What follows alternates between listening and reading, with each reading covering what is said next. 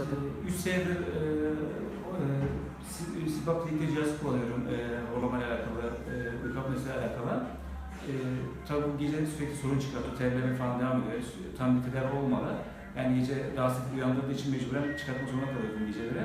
Sonra internetten, YouTube'dan bu videoyu izledim, bu kliniğin videosunu izledim.